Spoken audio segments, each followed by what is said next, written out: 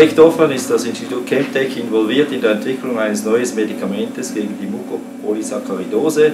Das ist eine seltene, genetisch bedingte Krankheit, die speziell bei Kindern auftritt und eine Speicherkrankheit ist von einem Enzym, von Polysacchariden, bedingt durch ein Enzym, das nicht funktioniert.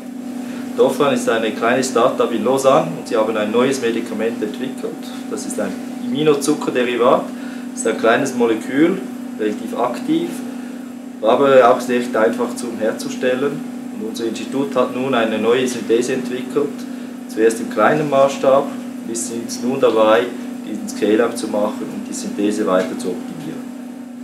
Es ist ein KDI-Projekt und wir sind nun dabei, eben diese Synthese zu optimieren im Labor. Da habe ich das Team zur Verfügung von Céline Marmy und Vincent Pilou, die jetzt eben dabei sind, diese Synthese Schritt bei Schritt zu optimieren und ein Scale-up zu machen. Ici, vous pouvez voir un réacteur. C'est une réaction de Grignard qui est la troisième étape du projet, qui en contient plus d'une dizaine. L'un des défis du projet est aussi la purification de nos produits intermédiaires. On obtient des produits sous forme d'huile après la réaction à l'aide de la combi flash. Elle nous permet de purifier en fait l'huile et d'obtenir un solide blanc après purification.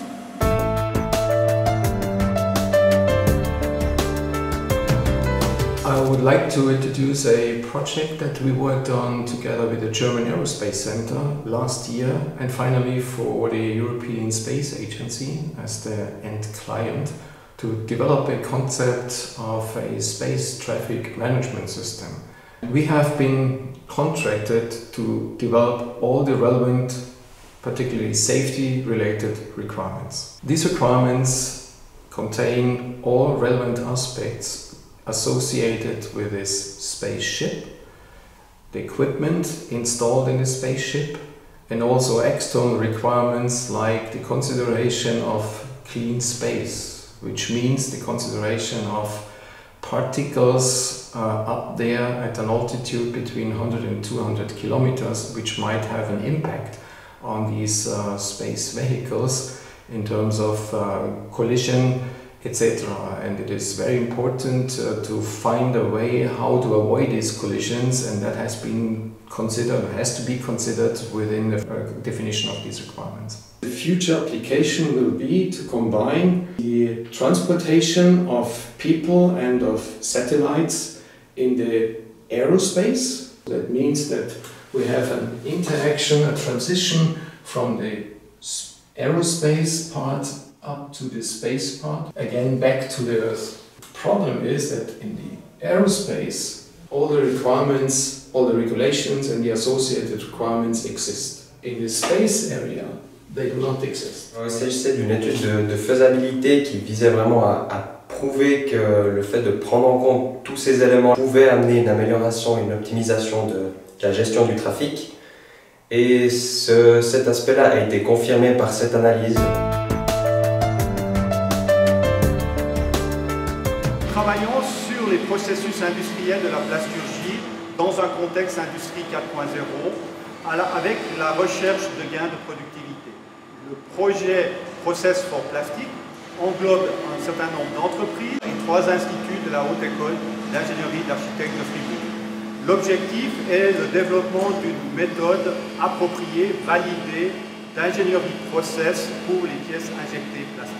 Les objectifs spécifiques de notre étude Process for Plastic ont été définis sur 3 niveaux selon Industrie 4.0 et l'intégration verticale ou la mise en réseau verticale ici. Pour le premier niveau, c'est la connaissance des pratiques industrielles pour la qualification et l'optimisation des procédés d'injection plastique et l'intégration des méthodes scientifiques avec l'apport des capteurs. Pour le deuxième niveau, il s'agit d'évaluer les techniques du data mining appliquées aux procédés d'injection plastique et ceci en utilisant les données brutes de la production. Finalement, pour le dernier niveau, le troisième ici, c'est la connexion entre le capteur, la machine d'injection, au système de gestion des processus industriels qu'on appelle aussi MES, Manufacturing Execution System, ici, au niveau de l'intégration verticale. Et nous avons traité les données enregistrées en temps réel de la production avec les techniques du data mining. Pour faire quoi? D'une part, prédire la qualité des pièces produites, contrôler la production en cours en série et finalement de pouvoir prédire une maintenance appropriée. À partir d'un moule scientifique que nous avons conçu et développé avec les partenaires du projet, dont vous voyez ici une pièce, nous avons pu injecter plusieurs matériaux plastiques et évaluer effectivement les différents paramètres pour connaître les influences directes sur la qualité produite. Nous disposons maintenant d'une application informatique capable de traiter les données de la production, de la machine d'injection, des mesures que nous obtenons directement de la qualité du moule d'injection et de corréler ces résultats, de les contrôler lors de la production avec la qualité produite de cette pièce.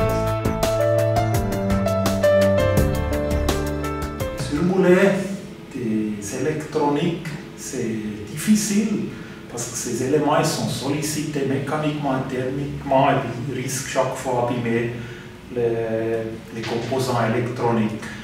Aussi dans ce contexte, il y a 10 partenaires industriels du Swiss Plastics Cluster ainsi notre institut IRAP qui se sont mis ensemble pour établir le savoir-faire pour le surmoulage des composants sensibles, justement tels que les électroniques ou bien des aimants. La base de connaissances acquises permet maintenant aux partenaires industriels d'utiliser ce savoir-faire pour lancer des nouveaux produits plus compétitifs en termes de fabrication. Ça veut dire qu'ils peuvent maintenant réaliser des assemblages intégratifs. Les résultats du projet sont promettants. Ça a aussi montré qu'on a déjà démarré avec un mandat pour l'entreprise Dentsply, même avant la fin du projet. C'est très important de valider 2 étapes. C'était surtout l'étape de surmoulage, ça veut dire pas abîmer les composants lors du surmoulage et puis les avoir vivants. Et puis la deuxième étape, c'est aussi avoir une confirmation du côté durabilité, plusieurs tests, même thermiques ou chimiques, qui étaient faits chez les partenaires pour confirmer la durée de vie.